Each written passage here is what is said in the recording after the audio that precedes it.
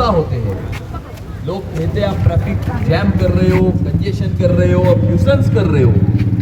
लेकिन कल जब ये तिरंगा बाइक रैली निकली और हाथ में तिरंगे देखे तो रास्ते के ऊपर चलने वाले, गाड़ी में, ऑटो में जाने वाले हर व्यक्ति भारत माता की जय, भारत माता की जय का जयघोष करते हुए उसे रिस्पॉन्स दे रहे थे। और सही मायने में मुझे ऐसा लगता है कि आज़ादी का अमृत महोत्सव जो है 1947 में भारत आज़ाद हुआ और आज 2022 में हम खड़े हैं।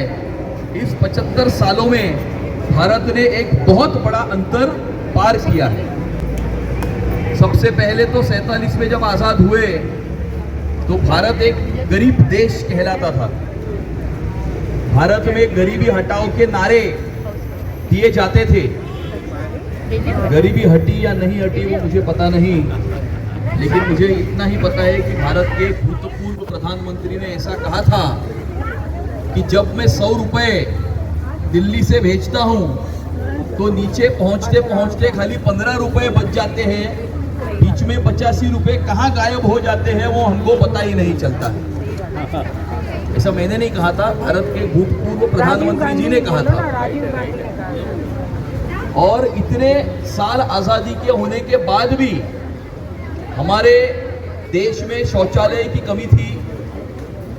हमारी माता बहनें अभी भी फूंक फूंक कर चूल्हे के ऊपर खाना बनाती थी। बहुत सारे भारतवासियों के बैंक के अकाउंट तक नहीं थे और ऑर्गेनाइज्ड फाइनेंशियल सिस्टम के वो पार्ट नहीं थे। और इन सारी कमियों को दूर करने का काम पिछले 8 साल में हमारे प्रधानमंत्री नरेंद्र मोदी जी ने किया। 75 साल में पहली बार ऐसा हुआ कि किसी प्रधानमंत्री ने, हम तो बहुत ऐसे कहते थे भारत में स्वच्छता नहीं है, हम कचरा फेंकते हैं, कूड़ा फेंकते हैं, क्लीनलीनेस नहीं है, लेकिन पहली बार स्वच्छ भारत का नारा ये रेड फोर्ट लाल किले के ऊपर से प्रधानमंत्री जी ने दिया और खुद हाथ में झाड़ू लेकर इस देश को संदेश दिया कि मेरा भारत स्वच्छ होना चाहिए। डायरेक्ट बेनिफिट ट्रांसफर जिसे कहते हैं, तो एक प्रधानमंत्री जी ने कहा कि मैं 100 रुपए बेचता हूं, नीचे पहुंचते पहुंचते 15 रुपए बच जाते हैं, तो डायरेक्ट सबके जनधन के माध्यम से बैंक के अकाउंट खोलना और 16 करोड़ से ज्यादा जनधन के अकाउंट 1 साल के अंदर इस भारत सरकार ने खोले। और उसके बाद में डायरेक्ट बेनिफिट ट्रांसफर जो सब्सिडी होती है, किसान के पैसे होते हैं, गरीब के पैसे होते हैं, वो डायरेक्ट दिल्ली से बैंक अकाउंट में आरटीजीएस करके 100 के 100 रुपए जो है वो जमीन पर पहुंचाने का काम हमारे प्रधानमंत्री नरेंद्र मोदी जी ने करके दिखाया। हमारी माता बहनें फूंक कर चूल्हे पर खाना बनाती थी। 5.5 करोड़ घरों में उज्ज्वला योजना के अंतर्गत गैस का सिलेंडर पहुंचाने का काम नरेंद्र मोदी जी ने करके दिखाया। इसके पहले जब कोई आतंकवादी हमला होता था तो भारत यूएन भागता था, भारत अमेरिका की ओर देखता था, भारत इंटरनेशनल फोरम्स के ऊपर जाता था।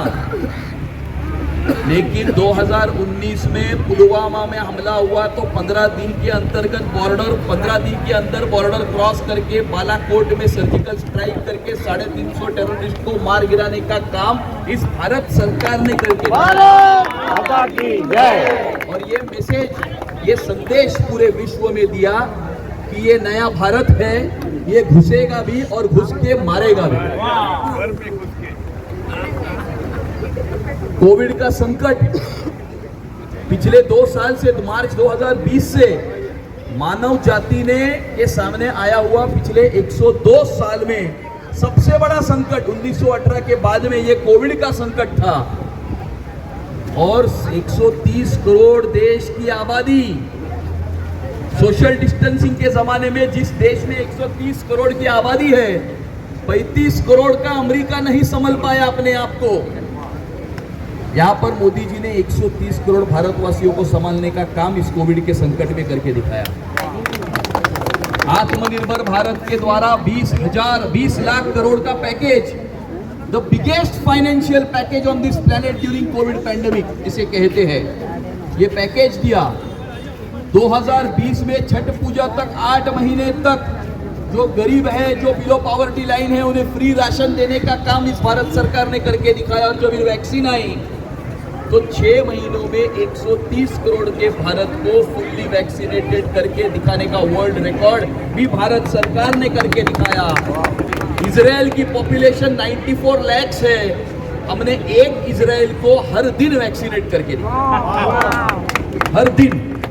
और सिर्फ भारत में ही भारतवासियों को वैक्सीनेट नहीं किया, लेकिन मोर देन 60 कंट्रीज में भारत की वैक्सीन गई और 60 से ज्यादा देशों तक भारत की वैक्सीन ने उन देशों में भी लोगों की जान बचाने का कार्य जो है वो मोदी जी के नेतृत्व में भारत ने करके दिखाया। भारत, जब यूक्रेन में वॉर हुआ, अभी भी चल रहा है, और पूरे विश्व ने कहा, आपने तो देखा, मैं उसके ऊपर कोई ऑफिशियल वक्तव्य नहीं करना चाहता हूं, लेकिन भारत का यूएन में स्टैंड क्या था? भारत का स्टैंड, ये दूसरा कोई सुपर पावर कहता है इसीलिए भारत स्टैंड नहीं लेता। भारत अपना स्टैंड भारत के हित में लेता है, भारतवासियों के हित में जो है वो स्टैंड भारत लेता है। और वहां पर 20,000 से ज्यादा भारतीय स्टूडेंट्स जो है उस परिसर में जो पढ़ने गए थे वो अटके पड़े थे। आजादी का अमृत महोत्सव मनाते समय हमें इस बात का अभिमान है कि ऐसी सरकार इस भारत में है जो इस देश के 130 करोड़ भारतवासियों की चिंता तो करती ही है, लेकिन इस देश के कोने में भारतवासी अगर कोई भी संकट में हो तो उसका भी साथ देने का काम ये भारत की सरकार करती है। ये होती है सरकार। 20,000 से ज्यादा युवकों को वहां से सुरक्षित रूप में बाहर निकालने का 4 मंत्री वहां पर भेज दिए। 4 मंत्री वहां पर जाकर बैठे, एक हंगेरी में बैठे, एक प्राग में जाकर बैठे, एक ऑस्ट्रिया में बैठे, एक लंदन में बैठे, और 4 कैबिनेट मिनिस्टर जब तक आखिरी भारतवासी सुरक्षित अपने देश में लौट कर नहीं आता तब तक वो वहां से हिले नहीं। और एक छोड़कर 20,000 से ज्यादा युवकों को वहां से सेफली निकालने का काम जो है इस भारत सरकार ने करके दिखाया। ये सारी चीजें मैं आपको इसलिए बता रहा हूं क्योंकि आज आजादी का अमृत महोत्सव मनाते समय भारत एक स्वर्णिम युग में है, एक गोल्डन ईरा में भारत है।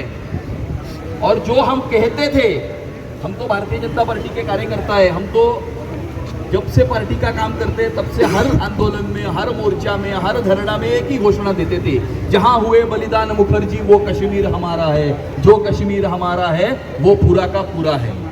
और हम जब घोषणा देते थे तो हमको पता था कि ये कभी सच होने वाला नहीं है, लेकिन आर्टिकल 370 को हटाकर कश्मीर को भारत का अविभाज्य अंग बनाने का काम नरेंद्र मोदी जी ने ही करके दिखाया। राम लल्ला हम आएंगे, मंदिर वहीं बनाएंगे, ये घोषणा हम देते थे। और प्रभु श्री रामचंद्र जी के मंदिर का अयोध्या में उसी स्थान के ऊपर भूमि पूजन भी करने का काम कोर्ट के माध्यम से इस सरकार ने करके दिखाया। और ऐसे सारे मुद्दे थे जो पिछले 75 साल से ज्यादा समय से पेंडिंग थे, ये सारे मुद्दों का निपटारा करने का काम सिर्फ 8 साल में इस सरकार ने करके दिखाया। और इसीलिए मैं कहता हूं कि आजादी का अमृत महोत्सव मनाते समय हम एक स्वर्णिम युग में हैं। और हम जो हमेशा कहते थे कि भारत विश्व गुरु बनेगा, भारत विश्व गुरु बनेगा, भारत विश्व गुरु बनेगा, मुझे ये पूरा विश्वास है कि नरेंद्र मोदी जी के नेतृत्व में भारत एक दिन जरूर विश्व गुरु बनेगा। हमें सुपर पावर नहीं बनना है, हमारी वो संस्कृति नहीं है कि हम किसी के ऊपर अपने सत्ता का दुरुपयोग करके अपनी पावर बताए। हम विश्व गुरु बनना चाहते हैं, हम इस पूरे विश्व को रास्ता दिखाना चाहते हैं, अमन का रास्ता दिखाना चाहते हैं, शांति का रास्ता दिखाना चाहते हैं, विकास का रास्ता दिखाना चाहते हैं। और 2 दिन पहले आपने पेपर में पढ़ा होगा कि मेक्सिको के प्रेसिडेंट ने पत्र लिखा, मांग की कि इस दुनिया में जितनी भी कॉन्फ्लिक्ट्स हो उस कॉन्फ्लिक्ट के रेजोल्यूशन में 3 लोगों की समिति बनाई जाए और उन 3 लोगों में एक व्यक्ति या भारत के प्रधानमंत्री नरेंद्र मोदी। इससे बड़ी क्या झलक हो सकती है कि भारत विश्व गुरु बनने के रास्ते पर चल चुका है। चल पड़ा है। और ये सारी चीजें कोई एक व्यक्ति नहीं कर सकता, करोड़ों आप जैसे भारतवासियों के आशीर्वाद और संकल्प उनके पीछे है, भारत माता के साथ में है। इसीलिए ये सारी चीजें जो है वो सच में बदलती दिखाई दे रही है। आज मैं अपने परिसर में हमने क्या क्या काम किए उसके बारे में ज्यादा वक्तव्य नहीं करना चाहता हूं, क्योंकि हम आपस में बातचीत तो करते ही रहते हैं, बार बार सारी चीजों के बारे में हम बताते ही रहते हैं। लेकिन मुझे इस बात की भी खुशी है, इस बात की भी मुझे खुशी है कि महाराष्ट्र में भी नरेंद्र मोदी जी में विश्वास रखने वाली सरकार फिर से आ गई है। और जो हमारे प्रोजेक्ट्स अटके हुए थे, मेट्रो का काम अटका के रखा था, कोस्टल रोड का काम अटका के रखा था, एक प्रकार से अनार्की की वातावरण की, कोई अगर किसी के खिलाफ बोले तो किसी की आंख तोड़ी जाती थी, किसी का घर तोड़ा जाता था, किसी के ऊपर बुलडोजर चलाया जाता था, किसी को जेल में डाला जाता था। खुद नहीं फट गए, देखिए मैं नहीं, पब्लिक कह रही है, हनुमान चालीसा नहीं बोलने दिया। अंदर गए। आप सभी लोगों के संकल्प से उन लोगों को भी उखाड़ कर फेंकने का काम परमात्मा ने किया। भगवान के घर में अंधेर है, अंधेर नहीं है भैया, एक सेकंड, अंधेर नहीं है। और अभी चुनाव सामने आए तो बहुत सारे हमारे चुनावी मेंढक दिखने लगे, अरे कुछ कर रहे होकर पूरा बिरला लेन उखाड़ के रखा है। अभी मैं आ रहा था, रेणु जी को पूछा ये क्या है? अरे 7 महीने पहले 8 महीने पहले हमने वो रास्ता बनाया था, ड्रेन बनाई थी, फिर से उखाड़ने की कोई आवश्यकता थी क्या? Waste of money, waste of public money, waste of public resources और सत्ता का दुरुपयोग जिसे कहते हैं, सत्ता का दुरुपयोग। मेरे हाथ में सत्ता है तो मैं कुछ भी कर सकता हूँ, मैं कुछ भी किधर भी कर सकता हूँ, किसी को भी जेल में डाल सकता हूँ, किसी के ऊपर भी केस कर सकता हूँ, कुछ भी कर सकता हूँ। इस प्रकार की भावना जब किसके मन में आती है तभी उनका पतन शुरू हो जाता है, पतन शुरू हो जाता है। और इसीलिए हर व्यक्ति को अपने पैर जो है वो जमीन के ऊपर रखना बहुत जरूरी होता है। और इसीलिए आप देखेंगे कि हम नरेंद्र मोदी जी के विजन में उनके ऊपर विश्वास रखने वाले कार्यकर्ता है। चुनाव के पहले साल में भी हम वैसे ही होते हैं, तीसरे साल में भी वैसे ही होते हैं और 5वें साल में भी वैसे ही होते हैं। चुनाव आते हैं इसलिए लास्ट 6 महीने में इधर उधर भागने की कोशिश नहीं करते, पब्लिक सब जानती है, पब्लिक सब।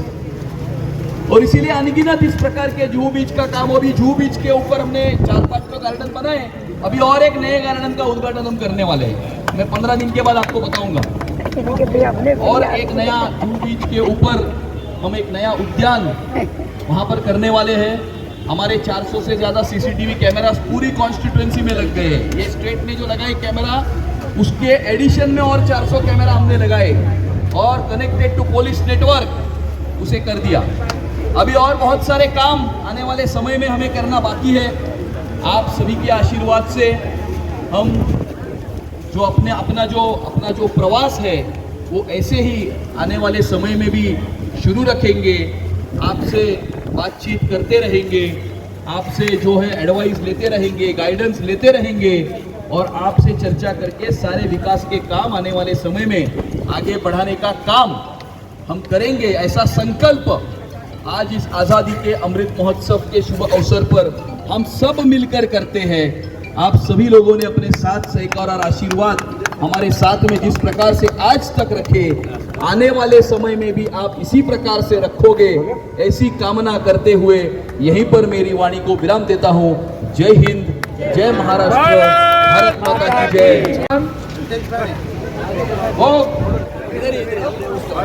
ये फर्स्ट स्टॉल, फर्स्ट अभी चलिए हम भी साथ में आएंगे। हाँ बोलिए।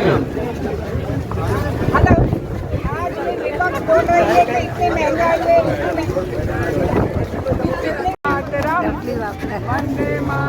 चला આપણે તો લઈએ આપણે વિડિયો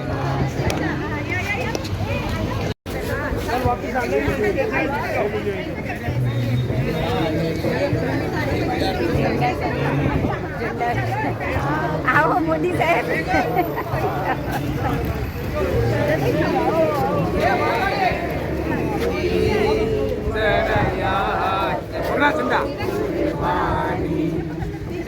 Thank you.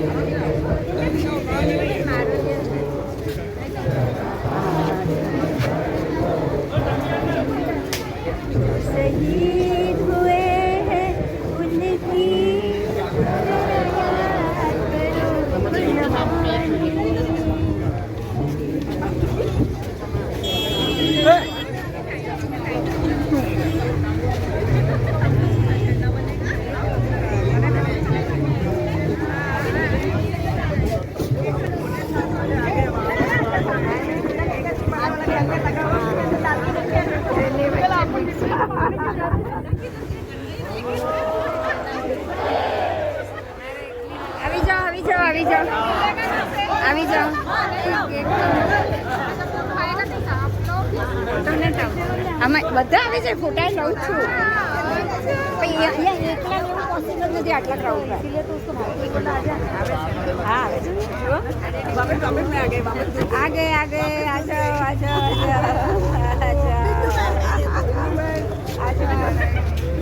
आ जाओ देखो आप सब ज़्यादा आ गया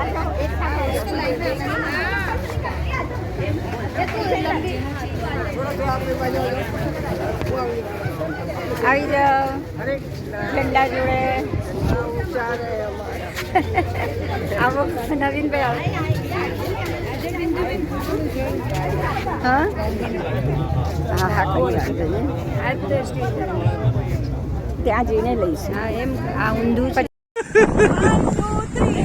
सबसे बोलिए भारत माता की जय। कहते हैं कि आजादी की कभी शाम नहीं होने देंगे, आजादी की कभी शाम नहीं होने देंगे और शहीदों की कुर्बानी कभी बदनाम नहीं होने। वाह वाह वाह। आजादी की कभी शाम नहीं होने देंगे और शहीदों की कुर्बानी कभी बदनाम नहीं होने देंगे। जब तक है एक भी बूंद लहू की, जब तक है एक भी बूंद लहू की, तब तक भारत माता का आंचल नीलाम नहीं होने देंगे।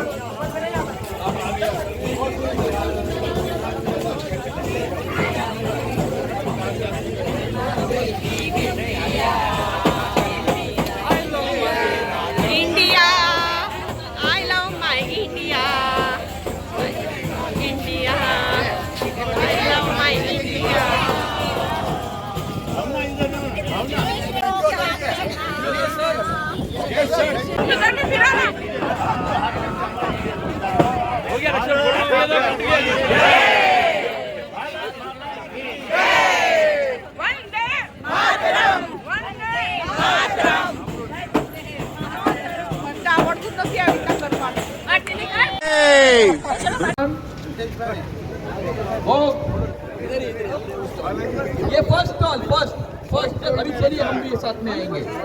हाँ बोलिए। हेलो आज ये विपक्ष बोल रही है कि इतने महंगाई में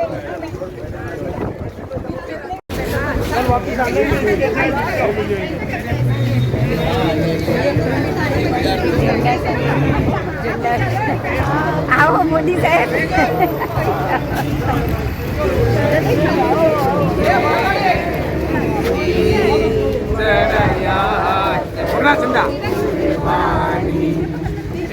थैंक यू।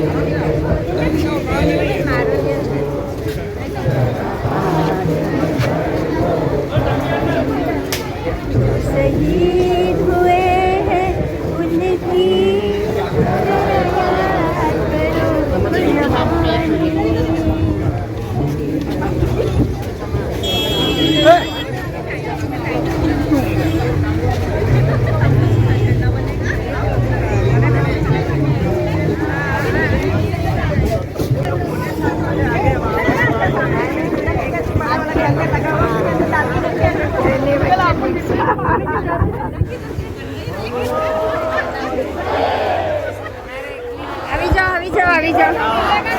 આવી જાઓ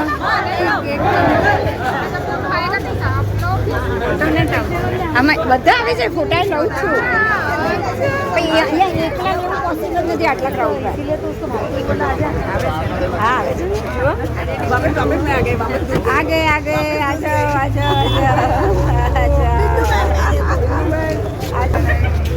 सब आ जाओ देखो आप सब ज़्यादा आ गया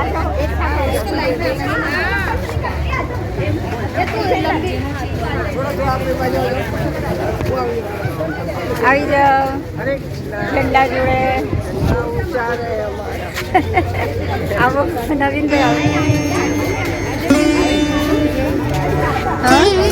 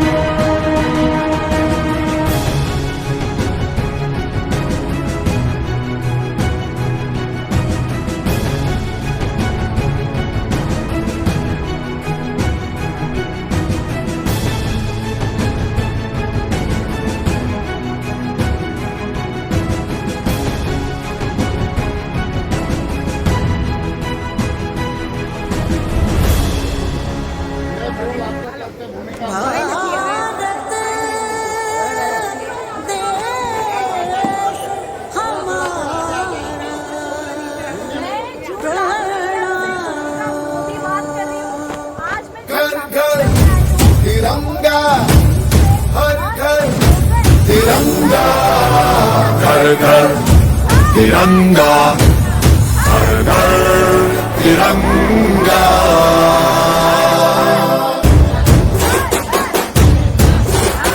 घर घर तिरंगा, रथ घर तिरंगा, घरों घरी तिरंगा, रथे घरी तिरंगा।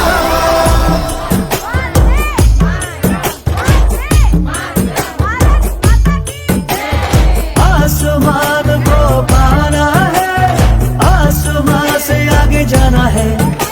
नए भारत की नई कहानी अब आसमां को सुनाना है। गर्व है इस तिरंगे पर, सारे जहां को ये दिखाएंगे। अमृत काल मनाएंगे, घर घर तिरंगा लहराएंगे। घर घर तिरंगा, हर घर तिरंगा। तिरंगा झंडा मने मने गू त्रिवर्णा।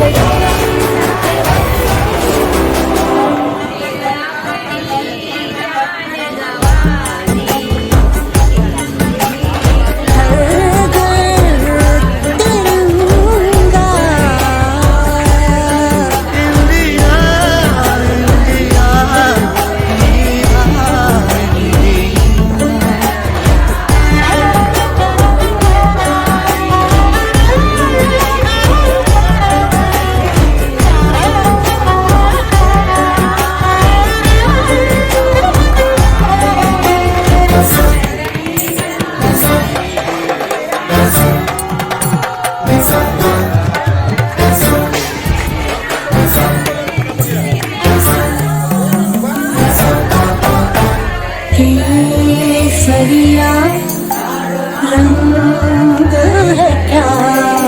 ये रंग मेरी शक्ति का है, ये रंग मेरी ताकत का है, ये रंग देश के माथे पे सजा। श्वेत है क्या रंग सत्य का? ये श्वेत रंग शांति का है, ये श्वेत रंग एके का है, ये रंग देश के दिल में है बसा। रंग हरा तो खुशहाली का है, ये गरम चक्र विकास का। इन्हीं उसूलों से है ये बना तिरंगा हमारा, तिरंगा प्यारा। घोड़े घोड़े तिरंगा, शाम घोड़े तिरंगा, घेर घेर तिरंगा, जो भी घोड़े पताका।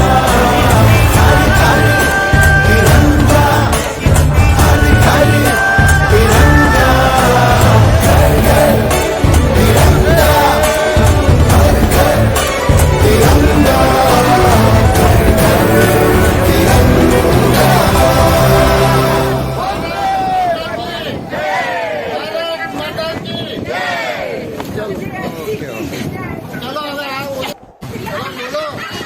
बोलो दे गाना।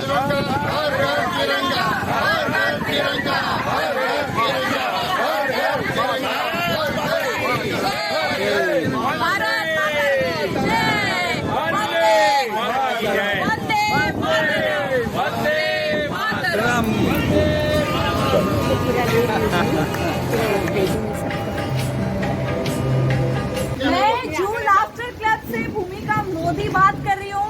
आज मैं जू लाफ्टर क्लब में आई हूँ जो हो रहा है जू बीच पे, और एक स्लोगन आप सब लोगों के लिए पहुँचाने के लिए आई हूँ। घर घर तिरंगा, हर घर तिरंगा, घर घर तिरंगा, हर घर तिरंगा, घर घर तिरंगा, हर घर तिरंगा। ये 15 अगस्त को हर एक घर पे तिरंगा लहराओगे और सब लोग एक स्लोगन घर घर तिरंगा, हर घर तिरंगा, वंदे तिरंगा, वंदे मातरम, वंदे मातरम, भारत माता की जय। Very good very good very good. ठीक है। Oh my God. वंदे मातरम, वंदे मातरम। आवडतच नसते